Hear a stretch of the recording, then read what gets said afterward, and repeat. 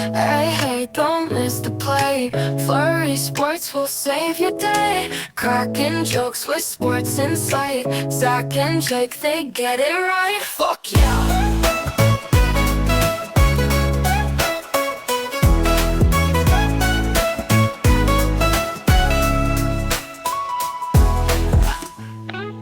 Week 5, it was a crazy week. We still have Monday Night Football, but probably the weirdest, the strangest, the most wild week of football so far. Jake, is that true?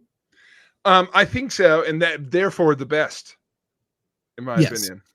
I mean, we're all about the chaos, and week 5 brought nothing but, I would say. There was blowouts, but a lot of comebacks, obviously, a lot of bad football, very little good football. So that was a huge takeaway. But we will go through our storylines like we do every single week. We settle on the two biggest storylines. Am I here? Am I glitching? Am I freezing? You're here. You paused for a second, but now you're back.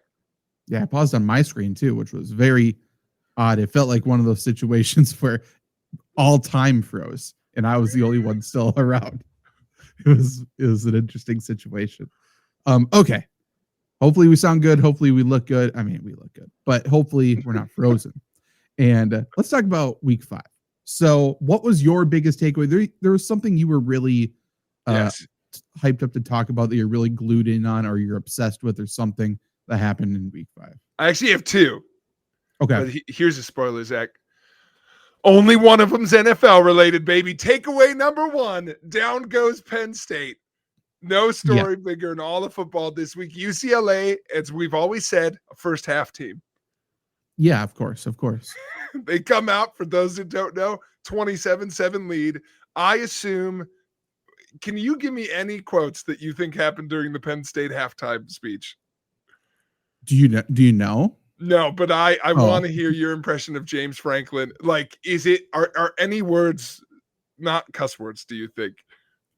I mean, in my mind, he's been through this so many times that he is no longer the rah-rah guy. I feel like he is the one having the mental breakdown. And they're like, Coach, it's going to be okay. We're going to beat them. It's UCLA. And he's the one screaming, crying, sort of looking in the mirror, asking, is it me? At this point, I think he has to have a little self-talk here, conversation with the man in the mirror. Am I the problem? And ultimately, it's James Franklin. So he decides, no, he is not the problem. But he is. This game was insane. Madison, by the way. True. That UCLA coach, first time ever calling an offense, and then, which is insane, and then he didn't know how to work the radio. This is the first time he's ever done it. Did you hear about this? I heard that he was having technical difficulties, but I did not hear the details. He didn't have it on the right channel half the time. So he was talking to the people in the booth, and then Nico Baliava, their quarterback, was saying, yeah, Coach, I didn't get a play, so I just had to run something. I just had to make it up myself. Do you think he was accidentally radioing the other team? Were there some mind games happening? Potential. That would be a very good, what are they doing? Why would he be running that? This guy has no idea what he they're must doing. be lying to us. Yeah. He's telling us all the plays. We're tapped into their radio call. They're going to run bootleg right. What? It's a draw play up the middle. This guy is lying. This is cheating. 100%. The quarterback knows, so he calls an audible every play. I mean, I don't think it even needs to be that creative. It's just the coach is saying one play, the quarterback's coming up with another, and nobody knows what to run. I like to think so. I just like the idea that they lost in overtime to Oregon. Right. And they were down 27-7 against the Bruins. Life comes at you fast. Life does come at you fast. And even worse, I mean, I can't emphasize enough, folks. The final score of this game was 37-34. I mean, just an absolute clencher by UC. They woke up. They woke up. It's the best, by the way, the best kind of football of all time. Because as this was going to be my question to you, which you could only be in one. Would you rather have been in the Penn State locker room to see the sheer rage and anger of that halftime speech, or in the UCLA locker room to hear what I can only assume the pep talk, when it couldn't have been, guys, let's keep it up. It had to be, oh, Jesus fucking Christ, what do we do? Like we did not. Okay. Scratch everything that's worked because they're going to figure that out. We got to come up with a completely new plan. Guys, we know there's no world. I can't believe we're up 17. They're writing on whiteboards. They're just like, what do we do now? Right. Yeah. We have to scrap everything. We have to be a completely different second half team. I know we didn't run the ball. This half we're running the ball, nothing but. We can't do starters. You're out. Second team in. Let's give them a completely new look. Can't let them catch on. And then fourth quarter, we're going to flip it again. And listen, last week, the best part of our show, obviously our rendition of the rules from Fight Club, bring in another movie reference. I like to think it's like if Nick Cage's plan from National Treasure was just to go see the Declaration of Independence, and then he stole it. What do we do now? We've over succeeded. Like, I didn't expect to be holding it. We're up 17. Right. Yeah. Now, every little bit of plan we had it completely out the window. We have to just fly by the seat of our pants at this point. Because that dude's never called an offense before, and now he has to kill clock. Right. Completely. Yeah. It's awesome. It's the best thing in football all week. I had to start there. For sure is. I can only imagine it's downhill from here for that guy. Like, he's going to crash and burn. But maybe it's a Linsanity situation. Maybe UCLA goes on a run. Maybe they're feeling themselves. No one can get a beat on him because he's not thinking like a football coach. He is just spinning a wheel and calling a play based on that. Maybe, who knows? But that was good. This is something else I thought about college football. Not related, but since we're on college football, is there any better feeling as a sports fan than your college football team, maybe college sports in general, but your college football team, I think in particular, just being a wagon? I feel like that's the most fun you can have as a sports fan. So I think yes, sustained. Is because it's different for pro sports. It just is. Oh, for sure. I'm comparing to other college sports with, I think college basketball, I would say the same. I think knowing your college basketball team is going to go, but maybe not, because you get to the tourney and then it doesn't matter. I think it's fun if you're like Wisconsin basketball, the team the year they went on a run. That's super fun. But college football is just a different environment too. There's certainly no sustained feeling. Like, that's the reason that Bama fans are Bama fans. Like, they're a wagon every year. I think it's its own feeling. The only thing I can compare it to is, I think the opposite. It's fleeting. But if your college football team, like the rush the field feeling of like, I can't believe we just won this fucking game.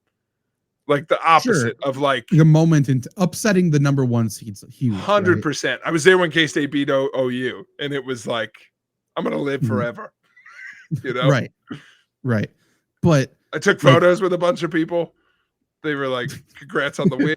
You know, I put my hands around people. I'm like, this is all team today. Just like Bill always says, Bill Snyder. Just like you, right? Exactly. Old coach. But thank you. Like, your team goes on a run. The environment's insane. All of a sudden, you get college game day coming to your campus. That's huge. Like, just everything around it continues to go up and up and up, and like there's no end to it until you get upset. But all of a sudden, you get to a point your fans start barking at other teams, like literal barking. That's great. Like, it doesn't matter if you're the Bulldogs or not. I've seen it from like the fucking Blue Jays before. You know, everyone's got a different hand sign. 100%. Everyone's doing blood with their fingers. It's crazy. Wichita State's out doing sexual innuendos. No one tell them, by the way. No. Just throwing up shakas everywhere. Okay, as long as we're here, this is the only place that we could ever answer this question, because everyone else is too afraid to ask. Zach, well, that's the big one. Is the sexual hand motion named after the hand sign? Like, did because they are the Shockers. Right. So the Shocker, as found on Urban Dictionary, you could Google it at home. Yeah. That has to be named after their hand sign. That's interesting. Because it's called the Shocker. I like to think that someone from Wichita found out that was effective. I think They were that's just a really interesting. big fan. What happened first? Because I understand why it's called the Shocker. Van But did they Fleet's do out it there. because they're like, oh, we're also Shockers, let's start doing it? Or It was just like, or is it just like people were already doing it and then someone popularized the name and they're like, well, it is the same motion that Wichita State does? Or is it all just Fred Van Fleet? it might be. I mean, that's a decent point. I don't know. Right, thank you. Let's throw the Chat. question to you at home. Yeah. You know what? Randy, where Jake, are you now? It's been a while. I think we should put it on the poll. This is our first fallback. And can the poll be what came first, Shocker or Shocker? Just put it. Sure, of course. You find the way to word it. But this is insane because I've always been struck. It's called that, folks. So, I don't make the rules. I work at a university. These things come up. That's very true. So I am creating the poll right now. Which came first? And we'll go hashtag Flurry Sports Pod. And choice 1 should be Shockers. And choice 2 will be Shocker, of course. Are you going to give any clarification? I am not. I think people understand. People are listening. So the Shockers, obviously, if you're on the inside, that's Wichita. Yeah. They're the Shockers. The Shocker, as everyone knows, is the head side that everyone use. Well, obviously the Shockers use, and then the people who are, shocking people in the bedroom are also doing. But which came first? Or is it called that because of that? Was it a shocking hand motion? Was it a surprise? See, it's a chicken and the egg situation. I don't know. I'm not sure, but I think this is a good gateway back into throwing things to the poll. So at Fantasy Flurry on Twitter, go ahead and vote. And we will maybe next week or maybe the end of the show, we'll check in. That'll be a nice little way to end the show, especially for that specific poll. But now let's talk NFL Week 5. Yeah, what was your biggest storyline? Well, Jake, I think my biggest storyline was before NFL Sunday even happened. There was a interesting game in Indianapolis that the broadcasters were coming to town early for. In that was Mark Sanchez, butt fumble quarterback. Yeah. The last good Jets quarterback, which is weird to say, I suppose, right?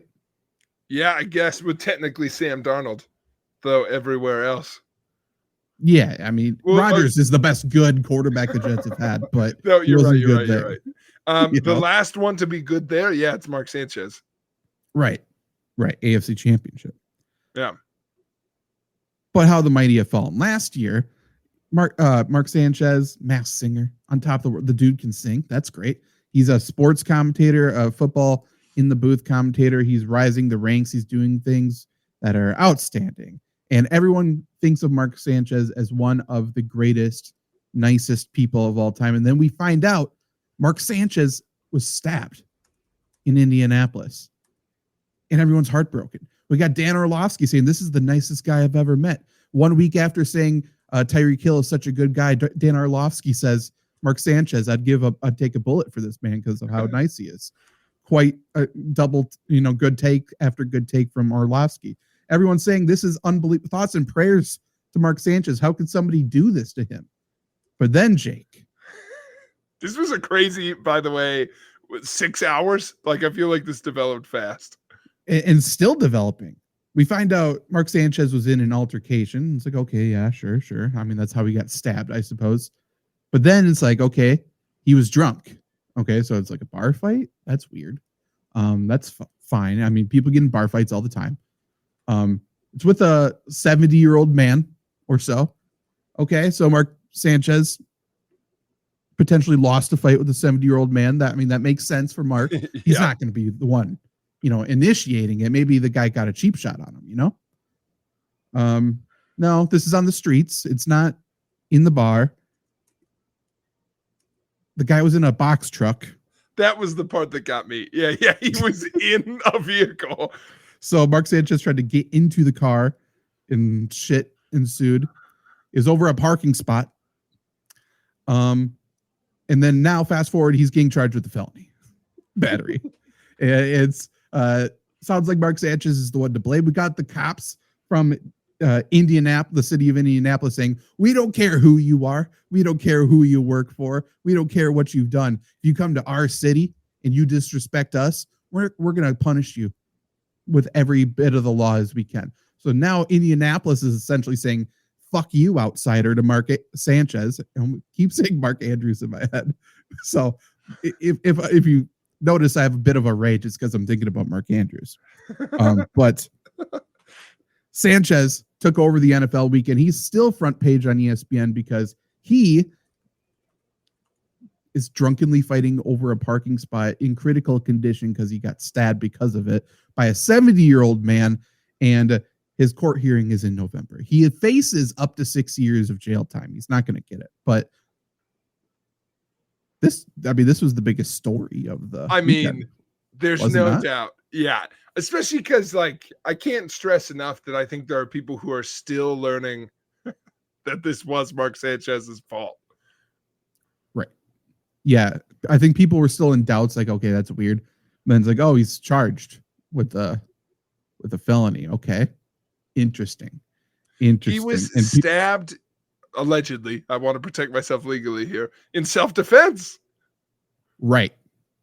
Mark 6 Andrews. times, Mark by Andrews. the way. Mark Sanchez is in the wrong. Mark Andrews also in the wrong, different reasons. Mark Sanchez, the drunken guy fighting over a parking spot with a 70-year-old man who's in a box truck. By the way, there's a lot of little things to take away here. If I did something wrong and someone stabbed me once, we're good. I don't need 5 more to be like, ooh, okay, I'm good. Or do you think it was just like, he's got to be quicker than that? He's a former NFL athlete. I'm not okay. So here's the thing. From everything I know, and it sounds like there's pepper spray involved too. So this is how I assume happened, right? We know the guy was in a box truck in the parking spot that Mark Sanchez wanted. And we know Mark Sanchez was trying to break into the vehicle. These are the things that we know. So I assume he probably smashed a window, pulled the door open, trying to do that, got pepper sprayed. Yeah. He's flailing. You know, it's a small space. It's a door opening. So he's flailing. Yeah. And then the guy's like this NFL player who is 40 years younger than me. Who I just pepper sprayed. Yeah, he's 69 years old. Yeah. So now the guy's like, he got stabbed. So box truck, I'm assuming box cutter. So now he has a box cutter. And he's probably I also thought the same thing, and I didn't know why, but it's because it was a box truck. Yeah, I was imagining a box cutter this whole time.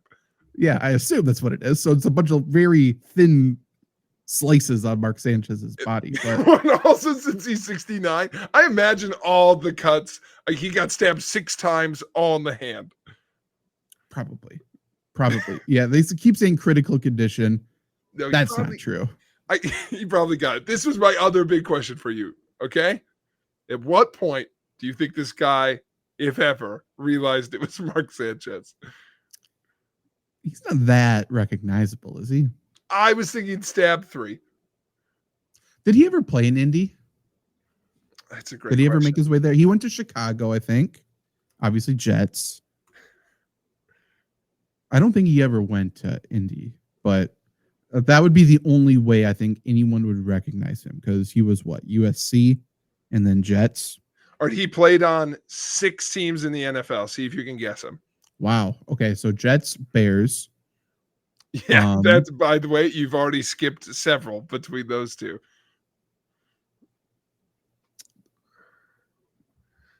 Ravens? Wrong bird. Cardinals? Eagles? Wrong again. Oh, Eagles. He was an Eagle. Yeah, 2 years at the Eagles. Back up. Yep. Boy, was he a Charger at any point? He was not. I think I'm going to give you the other 3 because I don't. Broncos, Cowboys. Those both happened in 2016. Was he a practice squad guy? Is that what they're counting? I must be. And then, oh yes, Broncos practice squad only or off season only. Cowboys, he's fully on the roster. Bears, he's fully on the roster. And then last year, 2018, the then Washington Redskins. Okay. Thank you, Jeffrey. Jeff was all over it with the Eagles. Yeah, I completely forgot about that.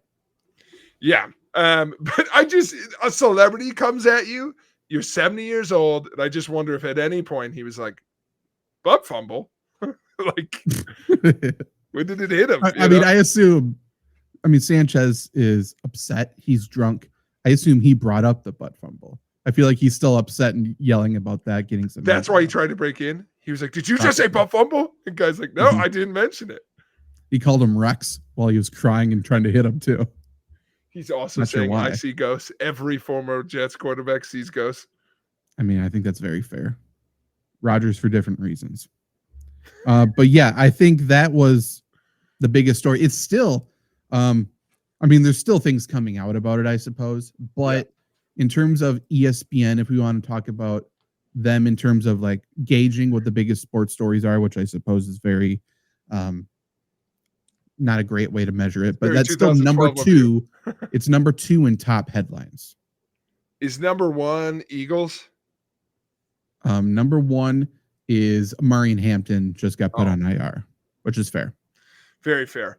The Eagles and their blatant attempt to be like, we can pass, and failing was like the serious one I thought about doing. Okay. But I didn't want to do a serious one. I have a second one, Zach, and it's the NFL thing I was alluding to pre-show that I can't stop thinking about. The team I'm obsessed with. Okay.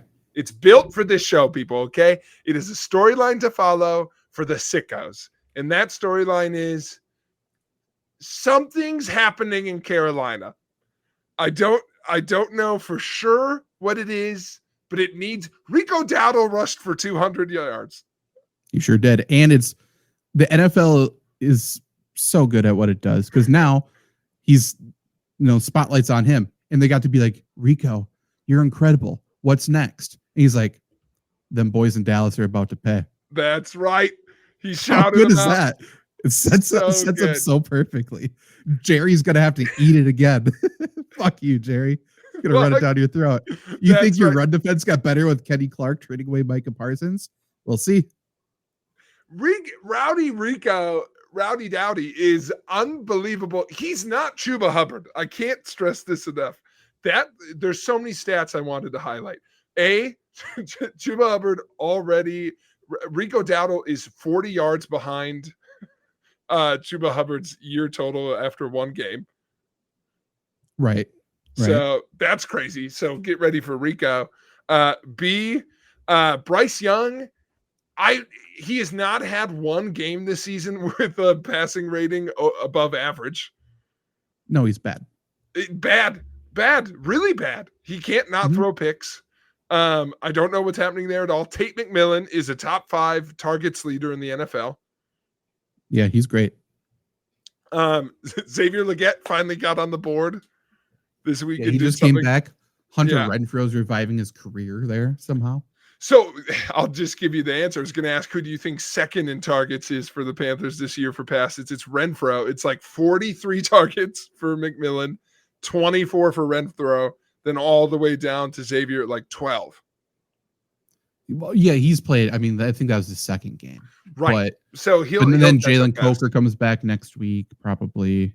But he'll be number 2. What's happening? And like, they're bad. It's just not a well-constructed team. But Zach, do you know, like, yes, they are bad. Just their scores. Like, I know they shut out the Falcons. I'm not sure how that happened. But I know quality of team is a thing, but like, they beat the Dolphins 27-24. They got beat 42-13 against New England. They shut out the Falcons 30-0. That was insane.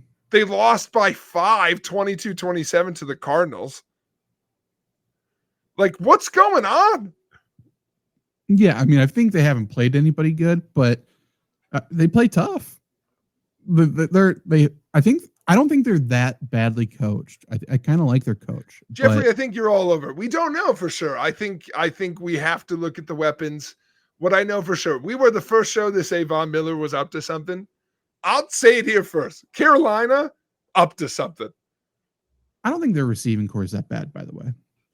We saw last year the receiving core was worse, and we saw Andy Dalton light it up. I think if Daniel Jones is on this team, they're undefeated. I mean, you can say that about any team, but sure. Maybe that's a bad example. That's our MVP I'm talking about. So It's him or Baker. Take one. it is 100% going to be Josh Allen again. Well, there's one scenario the NFL is building up to that it could not be Josh Allen. Oh, what do you think? Lamar Jackson.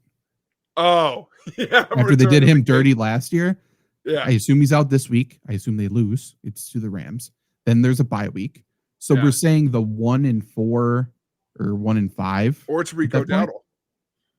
Could be.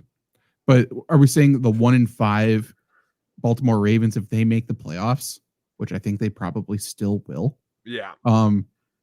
That's Lamar Jackson written all over it. And by the way, if they do that, you know what else they got to do? They got to give John Harbaugh, who everybody thinks should have been fired Coach weeks of the ago, year. Coach of the Year. Yes, 100%. Why wouldn't they? Because they're going to give it to who's ever coaching Carolina. By the way, don't know. Not sure. Nobody knows. Nobody knows. But I thought you were going to say a different team. I'm not going to lie. Oh, I'm obsessed with the Panthers. This is a real thing Zach and I did. One year at Christmas, we got really obsessed with a crab dip that was, and I can't put enough emphasis on this, fine. Yeah, it was okay. It was okay. There's nothing. It was supposed to be hot, and they didn't plug it in. So it was lukewarm. Yep. Mm-hmm. It was supposed to be cheddar crab dip. No, it's supposed to be like a crab rangoon dip. Crab rangoon dip, but they didn't have cream cheese, so they used cheese whiz. Yep, close. And it wasn't bad. It was a perfect 5 out of 10. Yeah, give or take. Yeah, depending on the person, it was a 4, it was a 6. It was perfectly average. Every time I take a bite of the Carolina Panthers, I get something different. It all comes out fine. They are an enigma to me. It's like listening to Bon Iver. Do I like you? Am I confused? Am I sad? Are you good? That's fair. I mean, that's fair. I'm obsessed. There's several teams I think you could talk about that with. I thought you were going to say that you were obsessed with the Tennessee Titans. I'm not going to lie. I think with the way they won that game, was insane. But I know what happened there. It doesn't make sense that it's this inconsistent. I don't know. And why is Carolina good? Rico Dowdle's had one good game and he's calling out Dallas. You are over. They played the Dolphins. No, don't I say said that. it's the worst team in the NFL. I almost before the show said you're not allowed to say it's because of the Dolphins. Because it's not fun. They shut out the Falcons. The Dolphins are one of the biggest dumpster fires of all time, and it's possibly my greatest call of all time. They are as bad as you can get. It's not because they're the least talented team. They're just the worst. You are so correct. I think I'm in love with the Panthers because I truly know nothing about them. It's like when you meet a gal at a party and it's like, she a terrible person. You know, like you just like walk by and it's like, I don't know if she's pretty and I don't really know if she's them nice. Being an enigma because the shutout of the Falcons is possibly the weirdest game of the year. It's one of them. Yeah. But then they are, if you measure each team by name value, they have to be last. They must be. Their highest value guy is Xavier Legette because of accent. Probably Jeremy Chin, but sure. Or not Chin. Not Chin. He's not there. I was like, I don't know who that guy fucking is. It can't be true. It's true. Bryce Young. I mean, technically, no, it's not Bryce Young. I mean, everybody knows Bryce Young, but even still, even out of all the people who know Bryce Young's name, not everyone has even seen him play football. Who am I thinking of? Okay, I'm bringing up their depth chart, and we will dissect their depth chart for who has the most name value. And by the way, Jeffrey, I am tracking your questions. We're gonna get to them. I was thinking of J.C. Horn. So has the most name value, in my opinion. However, you could argue there isn't one other. I mean, I don't think you can name one other player on their defense. On their no, I could name anybody on their defense now. You would like Derek Brown, but I don't think you would have named him. No, I almost said Brian Burns. True. They probably should still have him. I mean, let's be completely real. Who has the most name value on this Panthers team? It's Rico Dowdle now. Did Rowdy Dowdy. It's unbelievable. It's not the storyline of the week, but I'm obsessed with the Panthers currently. Okay. I mean, fair enough. Fair enough. Their kicker is Ryan Fitzgerald, which feels odd. That feels like it's Ryan Fitzpatrick. That is Potentially. I didn't know Larry had a kid. I'm sure he looks just like him. The other storyline I have written down, I think I only wrote down. Oh, I wrote down 3. Okay, so Dirty Sanchez obviously has got to be there. Mm-hmm. I wrote down comeback chaos. There was 6 double-digit comeback wins.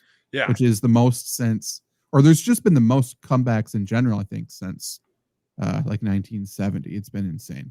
But yeah, 6 teams were down by double digits at one point to come back and win. The Bills almost made it 7, which is insane. And then the other thing I said was, and this is such a sports headline of me, this would be at the bottom ticker on First Take, I suppose. So I hate myself a little bit for writing it down this way, but I wrote down home field disadvantage, which is true. This week, let me see how many road teams won. Pretty much all of them. Okay, so Niners beat the Rams. Vikings, Browns. Vikings technically the away team. They were overseas. The Colts won at home. That's one win at home. The Saints won at home. But then the Cowboys won on the road. The Broncos won on the road. The Panthers won at home. The Texans won on the road. The Titans won on the road. The Buccaneers won on the road. Crazy. Lions won on the road. The Commanders won on the road. The Patriots won on the road. So we got 3 home wins. And those 3 home wins were the strong crowds of New Orleans, Indianapolis, and Carolina. How do you feel about that? I think that the NFL has never had less emphasis on home field advantage ever. True. That's true. I think there are, like, honestly, is there any stadium left besides, like, God, Arrowhead and who else that it's like, I feel like there's a significant difference? I think potentially Gillette, if they're good now, which I think they will be. Packers, no. Lions got loud last year for playoffs. If they can do that for like regular season games, maybe. Lions are good, and like, but see, this is old man baseball football take. The only thing with the Lions is like my head still goes, but I get to play you indoors. Sure. You know, but like their field stinks though, so you could get hurt. That's honestly true. MetLife's a great advantage. If you know where all the terrible spots on the field are, you could take knees all day long. Steelers isn't bad. Steelers isn't bad. Still the worst tradition in sports, but that's how second worst. You know my opinion on the worst tradition in sports. I was waving to the sick kids, or yeah. It's not a tradition. It's just a thing we should all do. Just to say out loud, it'd be like my tradition is being nice to strangers. Even still, even the sick kids would say, pick a better song than Renegade. Why am I losing my mind to Renegade? Yeah, it also just makes you think, like, if you could be waving to the kids all the time, isn't it irresponsible to highlight the one time you do? Should we be? Why once a game? Yeah, true. We should do it every down. Why not? Terrible Towel at least does that. It's constant. I don't consider this a tradition, even though they desperately want it to be. But rising the ranks quickly, if they try to make it a thing more, is the Bills doing Mr. Brightside. You missed it. Stop trying to make it a thing. That's not your tradition. Why in 2020? I think they started last year, 2024. Yeah. We should. Oh, Mr. Brightside's awesome. Yeah, it is, but you're late. You don't get that now. I do, but isn't there? What's the niche? How old do we have to go where that's charming? If they do it for 50 more years, great. But I'm saying, like, if a team unironically came out and was like, guys, Crazy Train, pretty good. I mean, Crazy Train would be fun. So, like, what year for the song to be popular? You mean? Yeah. Like, at what point is it so far back that it's charming that they just discovered that song? Like, if a I team don't came think out and they're like, there's hey, pockets. yeah, There's Enter pockets. 'Cause- Sandman, pretty Right. good. If you go, I mean, anything further back than what 94, let's just say, Yeah, would be it's far enough back where it's like, okay, whatever, like fair game, all aboard. But then there's a couple pockets Literally. for like, yeah, boop, boop. There's a couple pockets earlier than that. Cause like if you did a song from 2020, that's weird. Like, okay, that just feels like it's a little bit outdated. But there's a weird pocket of like 2014, 2015, where nothing really happened in the world off the top of my head, where it's like, what did I do for a full year in 2014? And nobody knows. Imagine Like, that's Dragons. fun. Imagine Dragons lived there. We had to Call Me Maybe, I think in 2012 or 2013. That's a weird one if a team started to do that. It's also a type of song. Like Mr. Brightside's overplayed. We love it, but it's overplayed to just be like, now we're also adopting it after every other team also has. We're also doing this because my brain went. I just heard this song on a TikTok today. If a team started unironically coming out to "We Didn't Start the Fire" by Billy Joel, fucking electric. That song slapped. Yeah. We don't talk about it enough, you know. Hey, but the effect you're talking about, by the way, is when Weezer covered Africa. Yeah, not a great cover either. You got if you're gonna do it, you gotta smash it. You gotta leave no doubts that like put Toto to shame. Did not do that. Yeah, Jeff. By the way, great call. The dog pound is a disadvantage because they just boo the Browns all the time. Same with the Eagles. Listen, Philly's got to figure it out. How are we like I'm hearing people today be like, no one's got it worse than Philadelphia. I'm like, A, not true. B, like, can't be tearing ourselves apart. Like, they're still the best team in the NFL. It's crazy. They are, and everyone's talking about they get to do a hard reset now that they lost. Monkeys off their back. Which is, by the way, I won the last undefeated. You did due to scheduling, 100%. You lasted like 4-ish hours longer than I did. That sucks. I literally had that thought of like, wait, does that mean I win no matter what? Nice. 100%. Yep. Scheduling. There you go.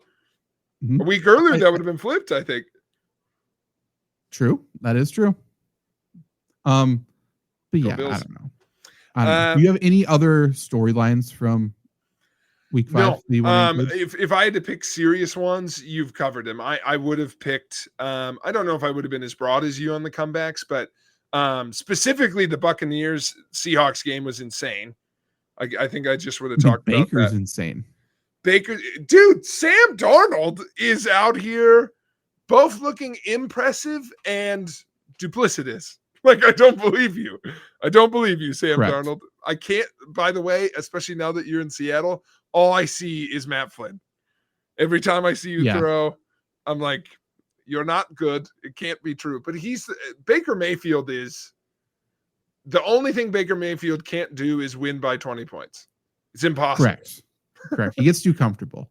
But if Baker gets a little pissed UCLA. off, there's a clip. True. There's the clip of Seahawks fans chirping at Baker before the game, getting him all riled up, just like shaking the cage with the dog inside of it. Like, I'm not sure why anyone's doing that at this point anymore. But Baker is playing pissed off. He's playing out of his freaking mind. I don't know if he can hold up for a full season because he's been getting hit left and right. But right now, the Buccaneers are a wagon. And for Sam Darnold, he played well, and he's played well this season. But if you pass for 500 yards in a loss, did you pass for 500 at all? You know, like, I don't care how well you play if you lose. It's crazy. It does not matter. I'm trying to go through these. Jeffrey had some ones. I guess we could throw them in here. Let's just do it this way. Agree, disagree. Jalen Hurts is the most overrated quarterback in the NFL. Probably not most, but he's up there for sure. He's not great. But I don't think he can be overrated if no one thinks he's that good a thrower. That's true. Everyone's arguing against, like, no one's making the argument that he's a great quarterback, I don't think. Yeah. Like, has anyone come out and said that? He's definitely not underrated, so I understand what you're getting at. The most overrated quarterback in the NFL, in my opinion, is Justin Herbert. He's up there. He's up there. Everyone likes him, so he gets the pass. So it doesn't count. That But- by the way, people, that by its definition should be where we're looking for most overrated. True. Things everyone likes. I mean, that would be Baker, right? And by the way, fair. Because True. He's. I mean, we're right now flying though, close he's to in the it. sun. Yeah. That touchdown, run to the right, then all of a sudden flip Oh. back to the left midair. That was a thing of beauty. I Earlier, mean, most overrated is Jordan Love. People still tell me that I'm an idiot for saying Jordan Love's not that good. So I gotta think be you him. are probably going to be proven right on that. Do the 49ers stay with Mac or go back to Brock Purdy? Mac Jones, by the way, should retire and just be Shadur Sanders' agent. He's very good at answering questions. He is. It was. I don't like the way Mac handled himself after the game, even though it was that he handled Professional. himself well. Yeah. Yeah. I wanted him He- to answer like Rico Dowdle. I wanted to come out here and be like, I'm going to let him know, dude. Yeah. 100%. I think they're gonna let Brock Purdy rest as long as he needs to rest. The issue is Mac Jones can't walk right now because he's so beat up. So I don't think he stays as the starter because of that. But we know Kyle Shanahan wanted to draft him. He wanted him over Trey Lance. He wanted him over Brock Purdy at one point as well. So, like, he's got his guy now. Shanahan's perfectly content. The person who wants Purdy to play is Lynch because Lynch made the decision to pay him. And Yeah. Lynch gets his way there. He just does. And he should. But Purdy will get his job back. But I'm not ruling out an IR stint. He's out No. for at least next week. We'll see. Yeah, I think that's a good good call. Also, Jeffrey, just hopping back in. I assume you're still talking about Jalen Hurts, people putting him in top 5 conversation. That's fair. Like if your consideration is people considering him a top 5 QB to be overrated, then yeah, I would say he probably is overrated because I think 100%. a lot of people put him up there. The only thing I would say is I have him pretty close to there, and the only thing is like, take this week, for example. He should not be losing you football games. Like, I don't look at this week and go, True. hey, Jalen, make better decisions. I go, why was that your game plan? And it's I wouldn't put the loss on him this week. But he's Yeah. not the guy to play outside the game plan and Yeah. win you a game. I agree. I think yeah. How much credit are you giving how big his thighs are, though? Have you thought of that? Have you considered that in your argument? Because his thighs are pretty big. I've heard he can squat like 600 pounds, and it's a fact that is delightful to hear every time. Much like, and I've missed it. We need to get a Wisconsin Badger in the booth for Cowboys games because I haven't heard that Jake Ferguson is Alvarez's nephew in a while. It's been a while, or grandson in a while. It's kind of like, did you know Troy Fumagalli's got 4 You fingers? took the word. God damn it! You got there before I did. He's missing a fucking finger. Shit. Yeah. Where is he? By the way, Who you knows? never used to Probably hear got them 3 say now. that about Jason Pierre-Paul. True. Yeah. If you're gonna say it about Fumagalli, say it about him and tell us why. Give us a PSA about the 4th of July. Jeff, by the way, thanks for being so active in the chat. It's nice to hear that. I think, Zach, that I would like to get to the wheel. Did we settle on the second storyline? Oh, no.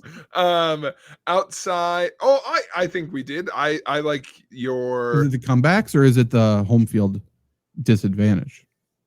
Oh, comebacks is the second one, I would say. Okay. Okay. So 6 double-digit comebacks. Okay. Jeff, you mentioned this first. We should talk about this. I think I'm in the minority from the conversation I've heard. I liked Dylan Gabriel's debut. That's the question in the chat. What did we think about it? I agree with your initial comment, which is I give a lot of credit to the Vikings defense, and I watched how rugged, let's say, Joe Flacco has looked on that offense. So while I didn't think Gabriel looked perfect, I think the combination of like playing a good defense and improving from what I've seen, I'm hopeful. I don't understand people being not hopeful after it, but I get people being cautiously critical. I didn't think he played very well, but that's Ugh, just me. The thing with Joe Flacco is there's he's got two 20 first years names. I love of that. true of Dylan Gabriel. I hate that. But the thing with Joe Flacco, there's 20 years of tape on him for all of his tells to know exactly what he does, how he reads Yeah. a defense, for the defense to just find all those little ticks. They know all of that. With Dylan Gabriel, he didn't do anything by the book. He did nothing well. His eyes were all over the place. And that's good for when you're starting a couple of weeks. It's bad if you're a full-time starter. So I think he could be decent for a little bit here, but I assume we see Shedeur before the end of the season. And assuming Shedeur doesn't overly impress, I think the Browns draft their starting quarterback next year. I think they're going to take another one. Which is crazy. I don't even think it's a bad sign for Shedeur that they played Gabriel first. I think he's somewhat They a had placeholder. to. Yeah. There's no way they could play Shedeur first. If they played Shedeur first, that means they're never playing Dylan Gabriel once. Am I the only one who found his I can't even say it with a straight face. Am I the only one who found Shedeur's charade tactics somewhat charming? Shedeur's charades. I didn't find it charming. I did think it was funny though. I thought it was a little funny. Here's what I was pissed off at first until I knew the context. Oh, I think it's fair to be pissed off even with the context. With the context, I think it's funny. I mean, you're right. Like, because what fans are getting at, I understand. I understand you are thinking of it as like, we are team investing in you, and you have nothing but bad press, and you do another thing that's not going to look good. Like, it's the Tebow effect. Yes. And also, like, stop digging. I understand the concept of, like, you need to build goodwill. Like, don't do bits. I get it. Right. Totally understand. It was funny, though, for people who don't know. I think it was Rex Ryan, but multiple people, I'm sure, said, I don't need to hear from the third string quarterback. I don't want to hear what he thinks or anything like that. Yeah. So the reporters still went to go talk to Shedeur. What do you think about this and stuff like that? And Shedeur, instead of talking, just mouthed the words. So then Rex Ryan couldn't hear from the third string quarterback. I just saw the clip from the reporter tweeted out with no other context. I'm like, what's this fucking loser doing? Like, it really pissed me off. But then it's like, okay, with the context, I think it's funny. Still, he's doing too much. He's still doing too much. It's funny, but the reason I thought it was somewhat charming for me is it's somewhat, if it was I can't even defend it. I just kind of was like, okay, he's somewhat taking feedback. Like, I was like, I could argue you're poking fun at yourself a little bit. Yeah. But also, Shedeur, times are tough, my man. For you in particular. Like, we can't be just answer the goddamn questions and go home. We wouldn't have even brought it up. Yeah, be boring. Do what you got to do. That's what he needs to do. Be as boring as possible. Focus on football. Then he'll get a shot. By the way, I think there's a real chance he comes out as just good. He's not a bad player. I think he's better than Dylan Gabriel is. I don't think he's outstanding, but my boy, DG, he knows football. He's played a lot of football. He knows football. Is this fair? What's the realm of likability where if this quarterback did the same thing Shedeur did, we would have been like, you're the best? What's the line? Yeah, because there are some quarterbacks, it's like, let me think of a really, like, Rodgers does that. People still get mad because it's Rodgers, I guess. But like Justin Herbert does it, people love it. Peyton Manning. Peyton Manning, obviously. I mean, Herbert has done stuff like this and people loved it. Yeah. Joe Flacco. Joe Flacco does this. It's the greatest moment of all time. That's true. If Joe did it, people would love it. Josh Allen can't do anything wrong. Jameis. Okay. People would. Thank you for saying Jameis. Get a parade. Thank you for saying Jameis, because I was like, is it a race thing? It's okay if it isn't, but I just wanted to know. But it's not, because it would have been funny if Jameis did it too. Jameis was fed a W from Jackson Dart the other day. By the way, little celebration. They've got a weird dynamic. I love it. Jameis needs to be. I mean, someone needs to trade for him, but the Bengals probably should go trade for Jameis Winston. if you want to live at this point. Jameis chucking it 80 yards to Jamar Chase. I say this. Throw a first rounder for it. Yeah, and by the way, I say this as someone who's biased because I have both Jake Browning and this next guy on my bench. How fucking bad can Mike White be, dude? Give Mike White a shot. What are we doing?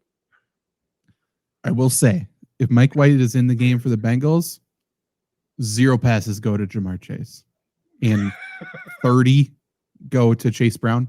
It's just going to be tight end, running back. And then he'll throw it 50 yards past Jamar Chase. It's like, got to keep him honest. And then he peppers the running back again. It's a real conversation. He could be that bad. But yeah, Jameis come back to the Browns, maybe. I don't know. Is Teddy Bridgewater playing somewhere? I saw him in a commercial. He's back up somewhere to Tampa, back up to Baker, maybe. Yeah, he can start for somebody. At this point, you can start for anybody. I think why are we riding with Jake quarterbacks. Jake Browning's crazy. He's bad. We've found it. He's terrible. I don't know if I agree.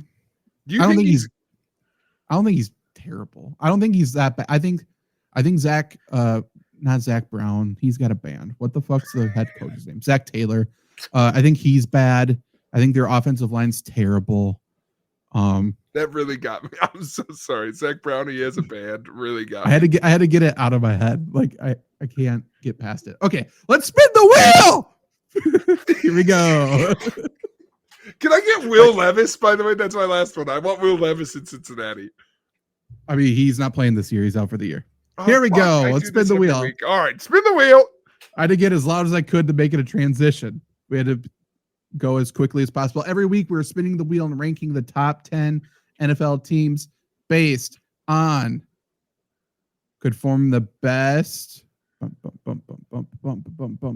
flag team. Okay, so we're going best flag football team based on just that NFL roster. Team. Okay.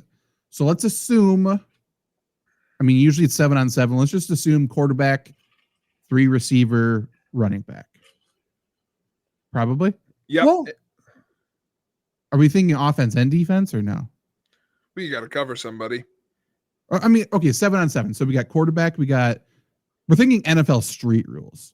So we got a safety probably playing wide receiver as well. We got a linebacker playing offensive line, stuff like that. So, okay. Are we assuming all teams are healthy or all teams? I mean, we got to assume as they are now, right? As they are now, so that we can't just say the Ravens. Nice. Well, Ravens. Is it based on this week? Because I understand not ranking Joe Burrow in the Bengals because he's out for the year essentially. But Lamar is back in a couple of weeks. He's not right now. I think you got to do current. Okay, fine. How high are the Panthers on your list, Jake? Pretty low. Oh, okay. But you tell me you're not just going to hand it to Rico Dowdle 10 times? That would be the biggest asshole flag team of all time. Hey, we're just going to run the ball. Draws. We know the Eagles are up there. My first pick was the Commanders. Commanders are good. I mean, if you're saying Terry McLaurin's not there, so it's Debo. It's Jane Daniels who can't run. It's Zach Ertz. I don't know if they're up there. You're trying to get me with the health thing. I understand it, but he's there. He's more healthy than Terry McLaurin's not. I hear you. I'm not saying they're one. You don't think they're anywhere in the top 10? No. Okay. I'm cool with that. Debo and Luke McCaffrey make your list? Oh, I mean, Debo does. Okay, I'll put them at 10 just for so now. We can debate it. I'm okay. Yeah, I mean, that's the show, dude. Raiders. We'll see Raiders. Boy, Vikings have to be because of their receivers. Oh, yeah, Vikings are in there for sure. Baker has to be there. Yep. Bears. Probably. Bears are good because they're receivers. Well, your receiver core thing is good. I think Caleb could be a decent flag quarterback. Yeah. Jared Goff feels like he was built for flag football. Yes. Can't get hit, so skill there's no positions. pressure. Yes. Falcons, Oh, I yeah, think. yeah. Good receivers then. Lower end for the Penix. Falcons, but yeah, okay. I mean, based on these teams, they're better than those two. Okay, we'll talk about the Raiders. I understand the Commanders, Gino, and maybe I'm obsessing over Genty. Yeah, in a flag football, you don't run the ball in flag football. It's receivers. He's gonna get on the slot. You're not gonna get past that stiff arm. And then on the defensive side, you've got Crosby coming at you. Max Crosby was built for flag football. Kind of. He still has to wait 3 Mississippis, though. It's true, but he's God damn it. That's very funny. Okay. Why do I want to say the Jags? I don't know. You tell me. Because Travis Hunter can play both sides, I guess. Yeah, Travis Hunter. But I mean, true, but I just was like Travis Hunter, ETN out of this, he's getting catching balls, he's not running. And I think Trevor Lawrence is pretty good in that. He would be better in that format for sure. Yeah, he's got the hair for it. He's got flag football hair. He does. Are we ruling out Bengals? Because I think Bengals are okay because they don't have to block anybody. Yeah, I think Bengals are there. Okay. Niners, I don't know. All right, get the Commanders out of there. That's fine. And maybe the Raiders too if you want. That's fine. Chargers are probably up there, right? Yeah, Bills are for sure. Are they? Yeah, just with the I think with the receivers, like maybe not. I guess maybe I'm putting too much stock in Josh Allen. I think so. I think Josh Allen gets neutralized in the flag format a little bit. I think everybody's Josh Allen. That's true. Okay, take him out. There's no advantage in being fucking huge, I suppose. That's why I'm a little weirded out about Mahomes. Like maybe he's up there, maybe he's not. Yeah, but is Travis Kelce the best flag football player in the NFL at this point? Like he might be really good at it. And Xavier Worthy, if he's what's his health status? He's playing tonight. Yeah, and he wouldn't get hit in this format, Yeah. That's good. Hollywood Brown. Rodgers could put it anywhere, which is good, and DK Metcalf would be pretty terrifying in this. But they don't have anybody else. Yeah. But then you still have the defensive guys. All right. 1, 2, 3, 4, 5, 6, 7, 8, 9, 10, 11, 12. I think we're good with where we're at. We can kind of talk about it, but we're not obviously missing somebody. Unless you think Stafford, Devontae, Puka. I think Stafford's really bad at flag football at this point. And I don't love their defense playing this. I don't know. I would rather have Pittsburgh in there because Jalen Ramsey feels like he wants to play flag football. I think Steelers could be fine defensively. I don't think anybody could stop their. I think in terms of just their offense, the Rams would be number one out of anybody. All right, go ahead. We'll pull them up. We'll talk them through because I can see him beating out some of the ones up there. Because Stafford is arguably the most accurate quarterback in the NFL, and then Devontae and Puka can get open immediately. Okay, yeah. Now we're going to rank these the top 10 teams who would have the best flag football teams, 7-on-7. I think you can take the Raiders out because we've got too many. Yeah, we have too many now. Boy, I agree with the argument for them, but I would say of the ones up here, Falcons. Like, Are we assuming coach is drawing up plays for them? Yes. Okay, so I think Vikings are in because of O'Connell. Bears are in. Bucks got to be. Bears are in. Rams, you've convinced me on the Rams. Colts got to be in because of Daniel Jones, obviously. He's really good. And Pittman's good at flag football. Yeah, I think Pittman would be good. I think Josh Downs would be all right. Tight end. Rookie is Tyler Warren. Yeah, he's insane. Yeah. Jameer Gibbs would probably be insane. I like your idea about Jared Goff too. Yeah, and Amon-Ra is really good at this. Yeah. Williams doesn't understand flag football. No, he does not. He keeps hitting people. Also, the trick plays because they got Isaac Tesla at wide receiver. Yeah. He was a college quarterback. That could be fun. I think you could take the Kyle Jags Pitts out. I think Kyle Pitts and Drake London could be very, very good receivers. I agree. I'm just looking at the teams left, but I don't of those four. Just got to take one out. Yeah, and I think I would lean. I don't disagree with you on the Falcons, but I guess I would go Falcons or Chargers. I think the arguments for the Bengals receiving core are too high in this format, and like picking and choosing the 7 players you wanted the Bengals actually makes them so much more valuable. Sure. Okay. I'm fine with leaving the Falcons out just because I don't like them as a team. Okay. It's fair. So, okay, last place, I think is fairly the Bengals. You think it is the Bengals? Or is it the Chargers? So we're thinking Herbert, Ladd, Johnston, Keenan Allen on offense. Yeah. The running back, I like Hampton, but he wouldn't move the needle for Flag. He's hurt. He's also hurt, I guess. Chase Brown, Jamar Chase, T. Higgins, Mike Gesicki could be good in this. Yeah. Browning wouldn't get hit, so he could at least just throw the football. And on defense, I think he's decent. Yeah. Unless you think any of the teams above would be down in this group. Like maybe we think the Bears are down here.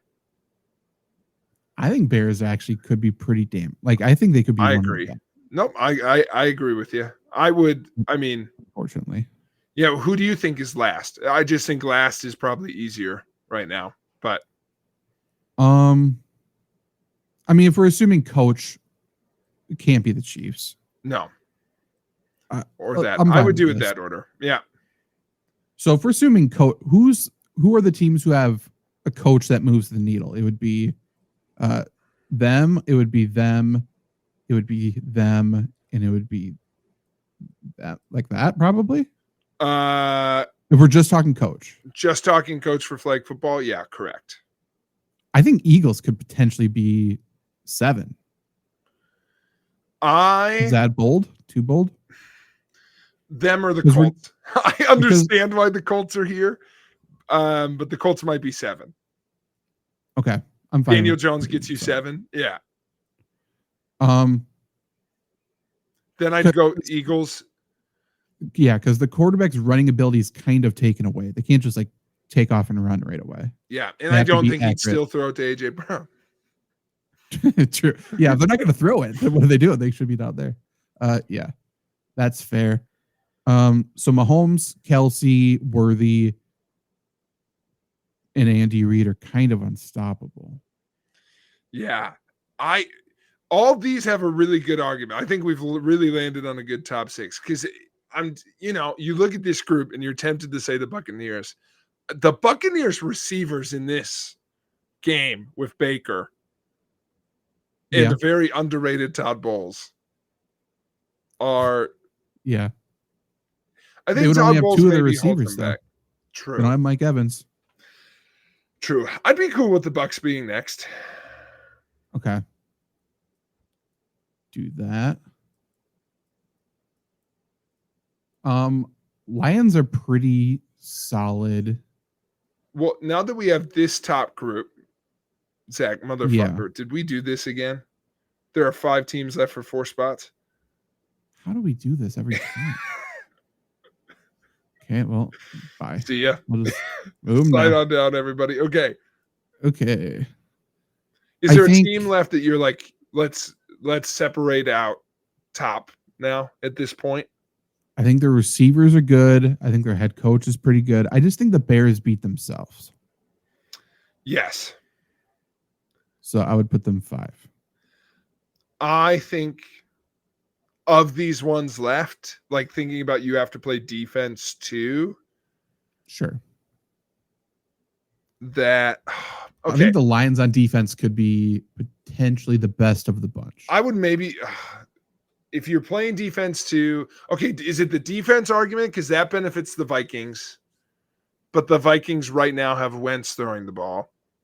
Well, I also don't think, I think the Vikings are good as a unit on defense. Individual players, their cornerbacks are terrible. So they can't cover anybody. Okay, I want to put Vikings 4th. I think. Yeah, I think that's fair. I mean, Addison and Jefferson are ridiculous. It should be said in this format, but yeah.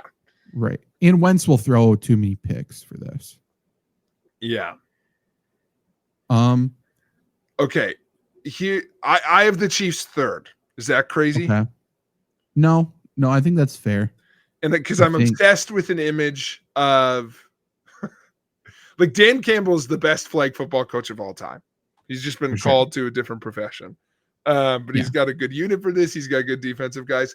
That said, the same argument can be said. No player has ever been more built for flag football than Matt Stafford. 100%. Matthew Stafford would be incredible in flag. He, backwards hatch is slinging the ball. Devontae would be on the team in 228. He'll be so good. True. Devontae would be unguardable. Puka in the slot in flag football when you can't jam him at all. Right. I think the Chiefs fall here because their core is really good. I do think I think Pat Mahomes obviously is very, very built for flag football the way he plays, but Pat and Travis can only take you so far. It's very high, but I just don't think it's higher. Okay. What would your order be by Rams or Lions? I think, if we're thinking defense as well, Lions having Brian Branch and Hutchinson is very good, but the Rams offense, I think, is potentially significantly better.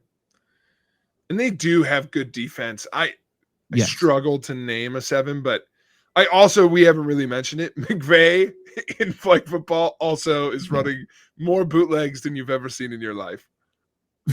True, yeah. He's still working the play action for sure. Yeah. I would go Lions second. Yeah, I think I would go Rams 1 as well. Yeah. So this is the top 10, and then Bengals are 11 if you want to include them like we did. So number 1, I mean, Matt Stafford, Devontae, Puka, need we say anymore? Number 2, the Lions that got the trick plays, they got the running back. Jahmyr Gibbs would be incredible in this. Amon-Ra would be so good. Yeah. Yeah, Jameson's insane. Chiefs got, Andy Reid. Mahomes is probably the poster child for the flag football 2028 or whatever. Mostly because he looks just like the guy who really wants to play flag football for Team USA. Also true.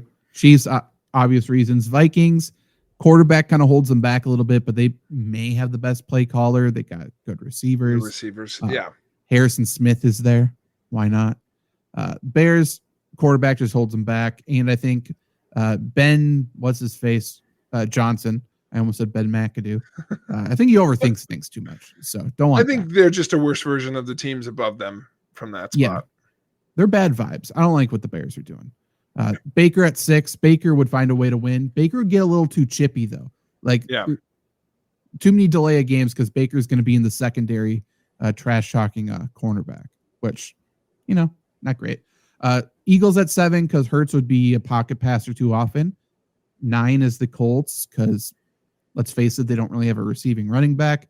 And then 10, the Chargers, because they got Ladd and Keenan Allen. Keenan Allen's a, slightly worse version with more messed up shoulders version of Devontae Adams, I think. So that is what we got for our top 10 for week 5. Okay. Anything else before we get out of here? We got a poll. So if anything else before we go, take a look at the results of the poll. Shout out to Jeff being with us all game. I do agree that the Browns with Myles Garrett is dangerous and Jameis Winston for the Giants is fun to think about. I agree. But otherwise, let's see. Shocker, Zach. It's the question we all want to know. It is a very important topic. And I will say, Jake, with 82% of the votes, so a landslide, Shockers is the winner. So Wichita is first. Shockers I agree. Before Shocker. I agree. So? I think a Shocker student had a revelation. Who's the person who did it? It might be Van Fleet. You're right. It could be him. It could be. I can't think of that stupid head coach's name. He's not there anymore. It's also, I'm sorry if this is too edgy a joke. I don't think it's too edgy at this point. It was definitely a lesbian.